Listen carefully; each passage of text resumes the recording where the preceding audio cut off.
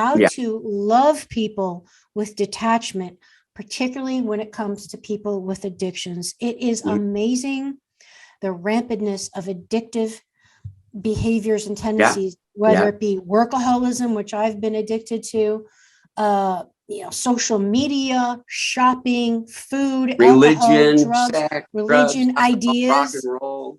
Pick something, right? Yeah. So I'm going to really give you the floor to share with us your groundbreaking and personal work with addiction, not yourself personally, but in your family, and your practical experience and the wisdom that you've accumulated in how we can love people in a detached way, but still love them. We're not abandoning them. And you make a very important distinction. There's a difference between abandoning someone and detached loving.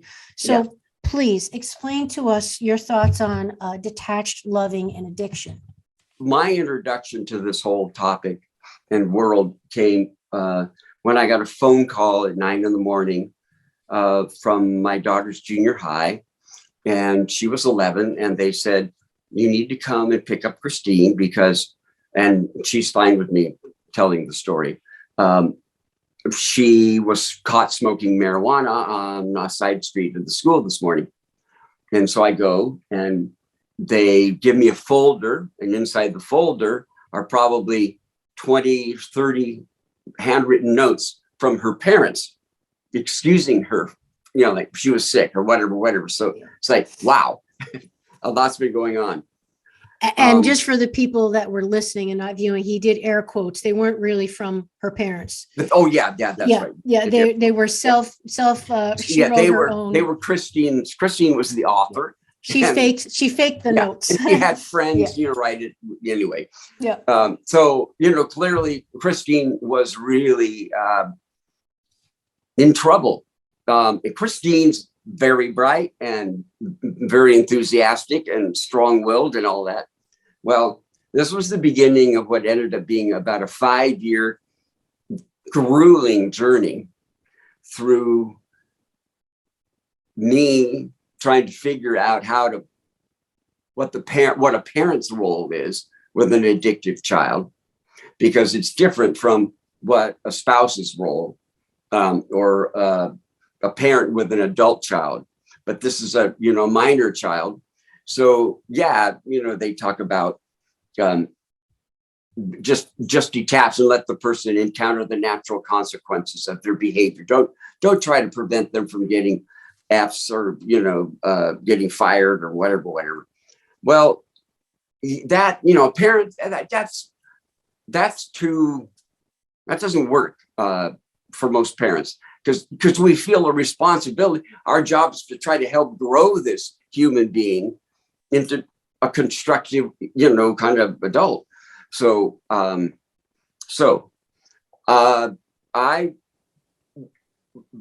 she went through, in our school district, she went through 5 different, all the schools in the district, plus the other 2 special programs that they had for kids.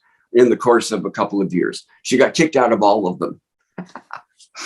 So eventually things came to a head where she decided that living at home, her parents were just too controlling and restrictive. And so she needed to run away. And I think she was not quite 16 yet, but she was going to go get jobs and live somewhere at some friend's house. And then when she was 16, she was going to get emancipated. So we had to end up, I allowed her to encounter the natural consequences of her decision for about 4 days, because I just had a feeling that she needed to see what that was like.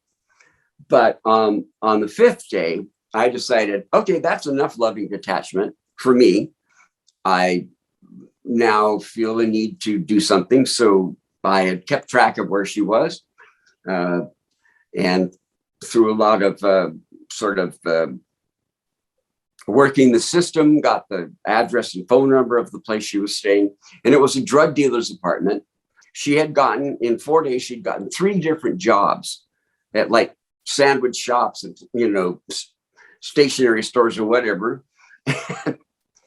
She was just in full rebellion mode. We, her grandparents and her parents, we kind of surrounded her in a parking lot and kind of corralled her in, and then got her to go home. And we were talking with her, and she was just not going to go with anything. And so she, at one point, went to go out the front door of the house. And I realized I wasn't willing to let that happen, but I wasn't willing to get into a fight. So I just simply stood there and did what I needed to do so she couldn't get out, but I wasn't fighting her. And then she kind of broke down, cried. We eventually took her to a facility that was a locked facility just so that she was safe for a while. Eventually sent her back to Hazelden in Minnesota. And she went through a program there, got kicked out day 27 of a 29-day program. She was then, they helped us place her in a home for girls like herself, where for some reason, a husband and a wife decided that was their mission, to take girls who'd been kicked out of a bunch of stuff and help. That was supposed to be a 3 to 4 month program. She stayed 11 months. What was her bottom that finally turned everything around was she was told by them several times, pack a bag because you're going to leave in the morning if you haven't changed your attitude. And there was kind of one final one. And she just said, I couldn't fail a 7th time, like getting kicked out of a place. That was her turnaround. And she moved forward. Through this whole time, I got support through people in Al-Anon. And I was lucky to find a group that was for parents. And in the end, as I wrestled with this question of how far do I go with my being responsible and trying to control things or whatever, the answer I came up with is I go as far as I feel I can live with what I'm doing in the long run. So I could go as far as 4 days, but the 5th day, I thought, I'm not going to feel good about this in the long run. So the question became, what do I think I can live with the best in the long run in terms of my choice in this situation? And that I had to first get to a point of going, she can get herself killed. I had to accept that I was powerless over keeping her alive. That was very hard. I mean, that's a hard thing I think for a lot of parents.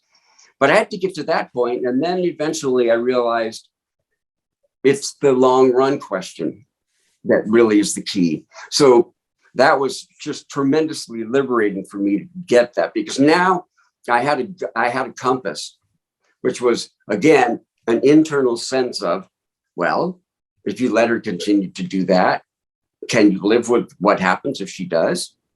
Yeah or no. And it just brought a lot of peace to me. But it took 3 years of going to these parents' meetings and wrestling and, counselors and stuff, trying to figure out where do I have power and where does it stop? And I finally figured that out. So that's where I wrote that article that you found on the web.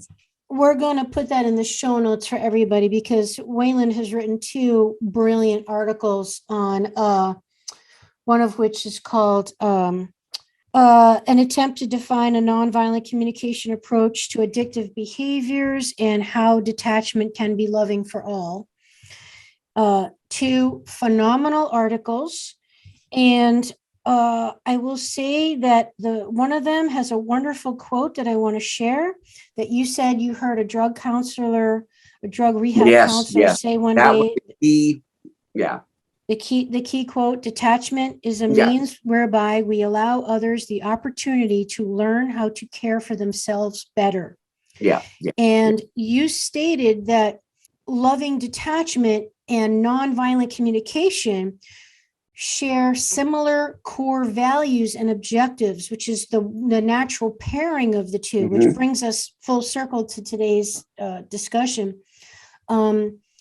Because you shared in your over almost 20, half a quarter of a century, 25 years of clinical experience, that nonviolent communication is unique in a form of therapy or method, if you will, because it looks at addictions uniquely, and it regards them as to what is the helpful or fulfilling or useful thing about an addiction, rather than trying to just get someone to stop participating in the addictive behavior, or They're saying doing just, it to meet some need. there you What's the go. need? What And is let's the find need? out what it is. Yes, And then what is the discuss. need the addiction is meeting? That's the question, because Yeah, all addictions are meeting a need. yeah, So once you identify what need is, like social, like drinking, for example, people can sometimes drink because it's a social lubricant. right. It And helps I don't them know how to loosen be up. with people unless I'm Right. still a drinker. It helps them. So it's meeting a very real need. And Marshall Rosenberg said that he would never take away someone's addiction without first identifying other creative, imaginative ways to help them meet that need. Otherwise, it's actually doing them a disservice. Yeah. So please expand on that, because I think that's a critical point. Yeah. The addiction is meeting a need. And once you understand that, figure out what the need is that your addictive thing is meeting, and then get creative on how else you can meet the need in a way that's more constructive. Yeah. Well, for me, it's founded on looking at the person's addictive struggle with respect rather than judgment. They're doing this for some reason. It's probably plural reasons, and what might those be? And so, one fellow I was working with, we just went into, so what's good about this for you? There you go. What question. makes it great? Yeah, an important question. And so then you kind of start looking at, well, it helps me to live with that problem, or that pain. And sometimes you find out there are things that can be done about whatever the source of pain is, or why the alcohol is good. That person can, go get some help with that relationship, or they can, talk about what is it that terrifies them about being with a group of people and not having whatever. So again, it's really a matter of helping people. I called it an archaeological dig earlier. Yes. Sort of, you start with the levels that are there, and then you're kind of peeling away and going, so what's wonderful about your addiction? That question right there, they're like, what? Yeah. Brilliant, though. It's really key. It's key. Yeah, it is. And it is, again, that whole primary concept that everything people do, or everything a person does, is an attempt of some need at some level to be fulfilled. Our needs are what keep us alive and in balance. If we don't know when our need is, in good shape or bad shape, it's hard to keep ourselves healthy, wealthy, and wise. And so that's why it's really valuable to get it, that people do stuff for good reasons. They just probably can't tell you what they are, or you can't see them. It doesn't change the fact that there is an attempt to serve life in that behavior. And with addiction, finding out what that is, it's very helpful. And with addiction, there is a biochemical component to it. Their brains may work. Some reward pathway may not work the same as other people. But again, you've got to open the door in a free way to really find out about what's going on with this whole picture.